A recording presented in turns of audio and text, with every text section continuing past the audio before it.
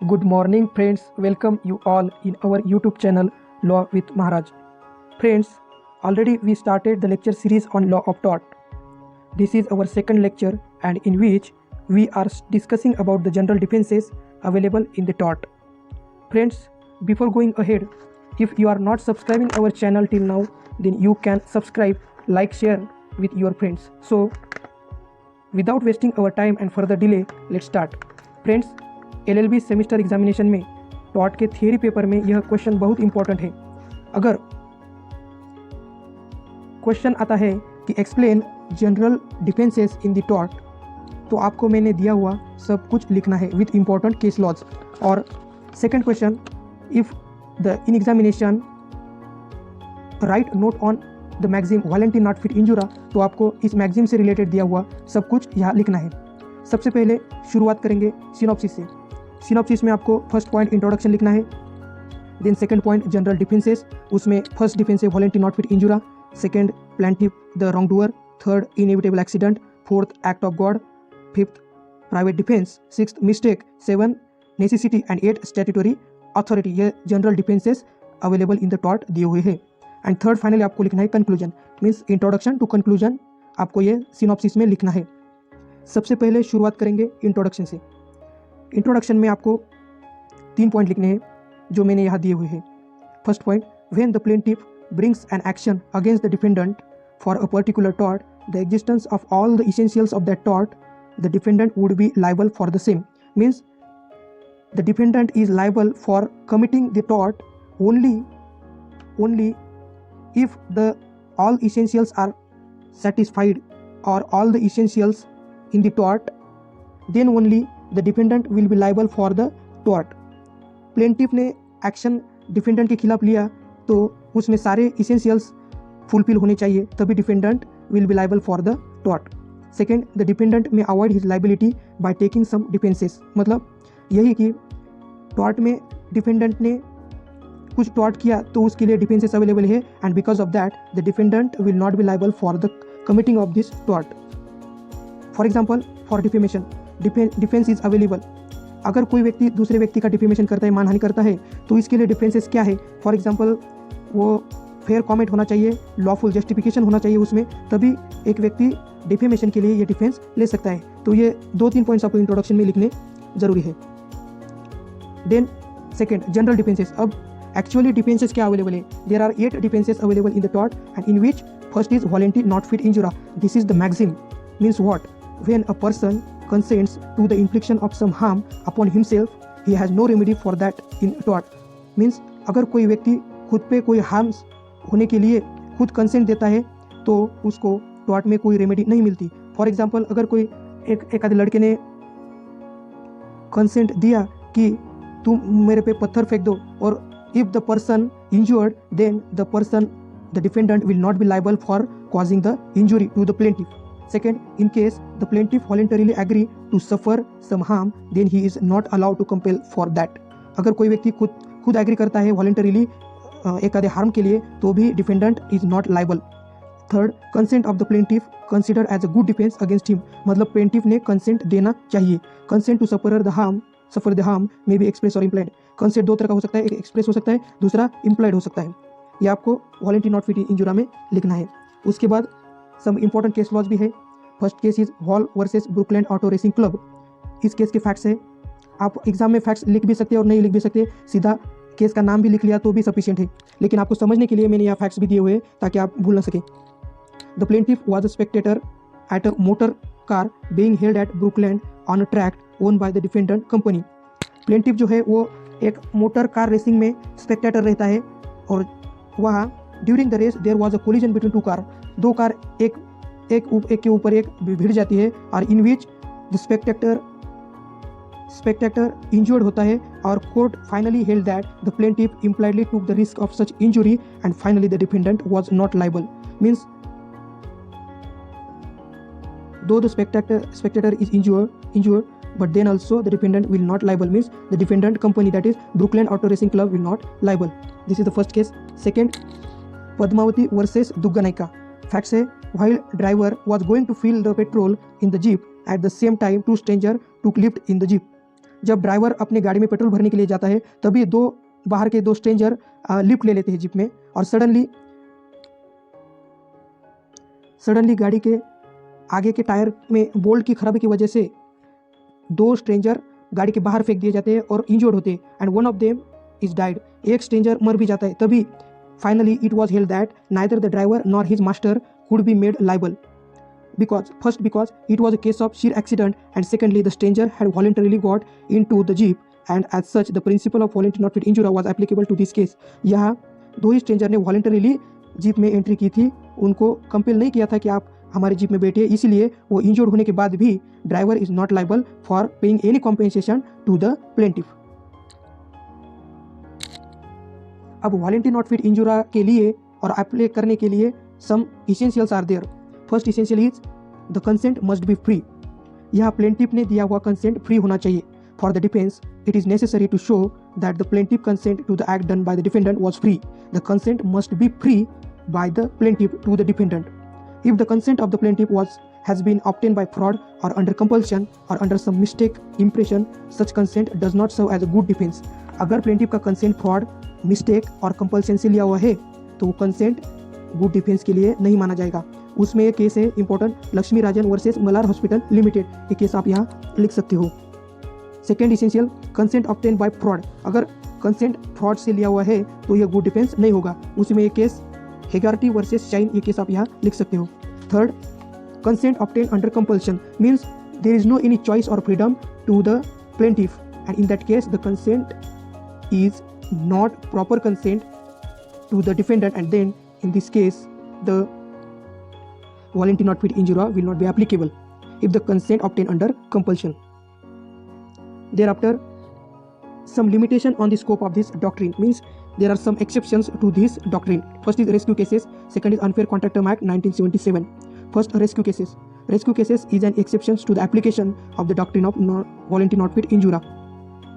When the plaintiff voluntarily encounters a risk to rescue somebody from an imminent danger created by the wrongful act of the defendant, he cannot be made with the defense of voluntary not fit injury। हमारा general rule और voluntary not fit injury maxim यह कहती है कि though the defendant committing the tort but then also he will not be liable, but in this rescue cases अगर defendant ने कुछ danger create किया हुआ है और plaintiff voluntarily encounter to rescue somebody, and in that case if the plaintiff will injured, then this maxim will not be applicable, means defendant will be applicable in this case। case law Haynes versus Harwood, ये case आपको यहाँ लिखना है। then unfair contract term act 1997, ये England से है। unfair contract term act 1977 limit the right of a person to restrict or exclude his liability resulting from his negligence by the contract term or by notice। अगर defendant की तरफ से कोई tort होता है जो because of the negligence, then also the defendant will be liable according to the Unfair Contract Term Act 1997। Second defense is plaintiff the wrongdoer।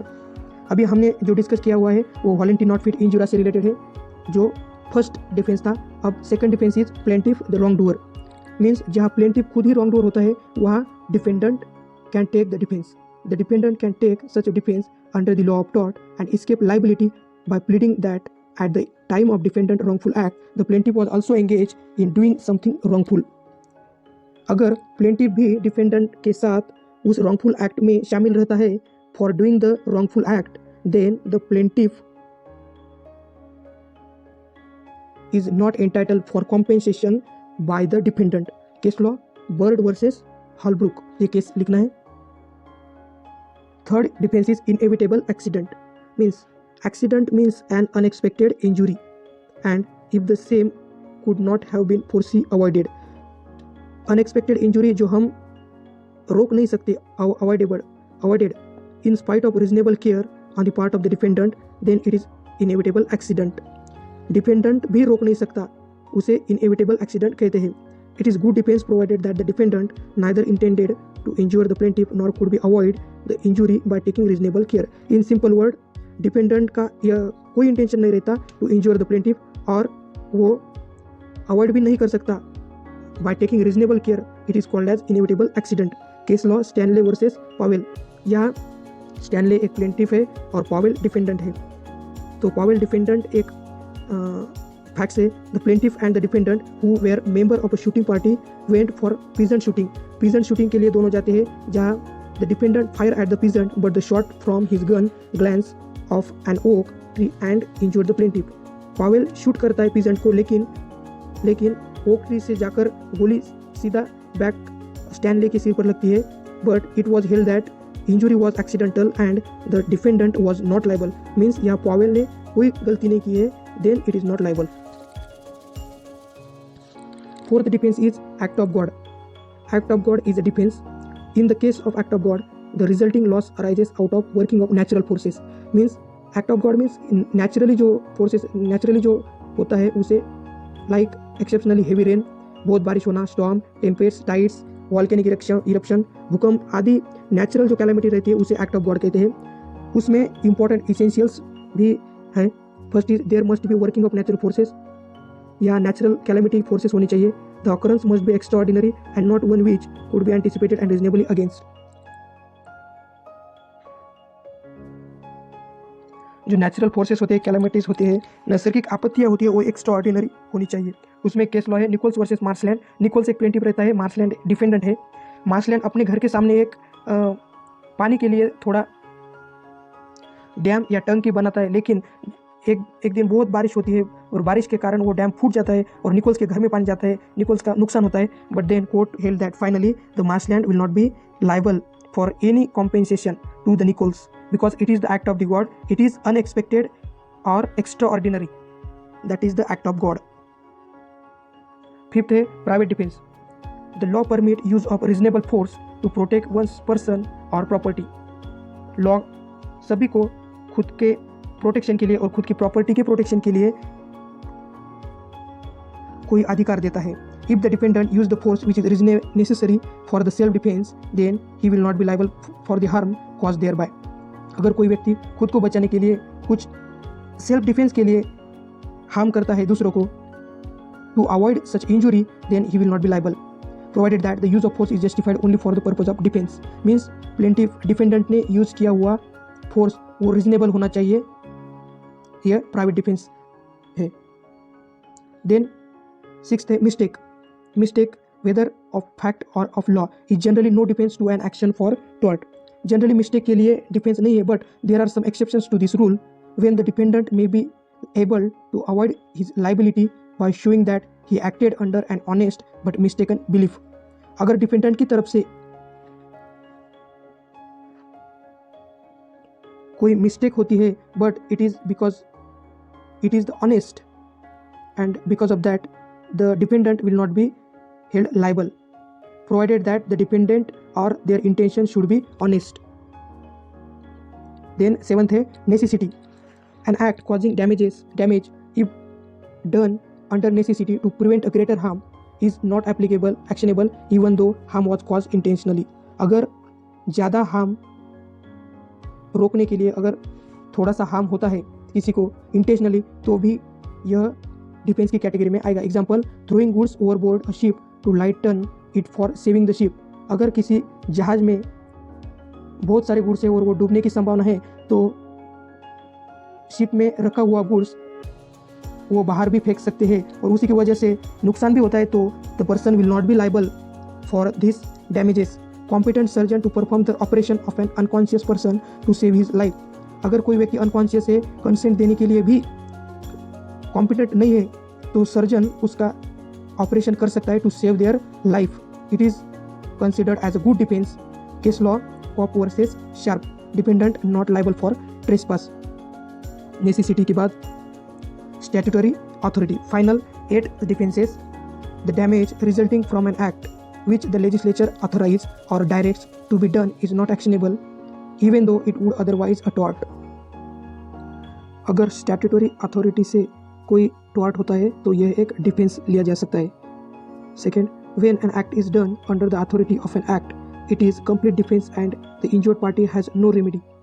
कोई act के अंतर्गत किया हुआ एक्ट ये एक डिफेंस है, except for claiming such compensation as may be have been provided by the statute. अगर statute ने कॉम्पेंसेशन देने की और प्रोवाइड किया है तभी कॉम्पेंसेशन मिल सकता है। Case law Vaughan versus Taff Vale rail company.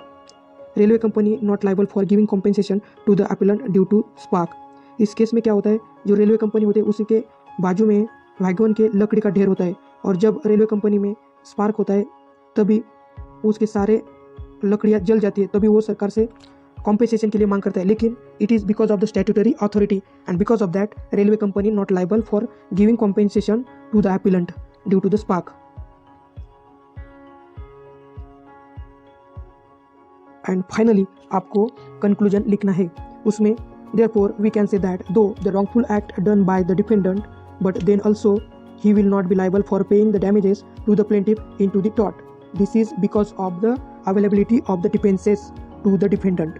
Because of above available defenses for the tort, the defendant will not be liable, provided that the act of the defendant should be for lawful purposes. Defendant ने किया हुआ act वो lawful होना चाहिए, not intended to deceive someone, not intended to committing the injury, not intended to committing the tort. It is for only lawful purposes, then only the defendant can take these defenses. And finally, thank you so much for watching this video और content अच्छा लगे तो you can tell me in comment box, आप मुझे बता सकते हो। Finally, thank you so much for watching this video. Thank you.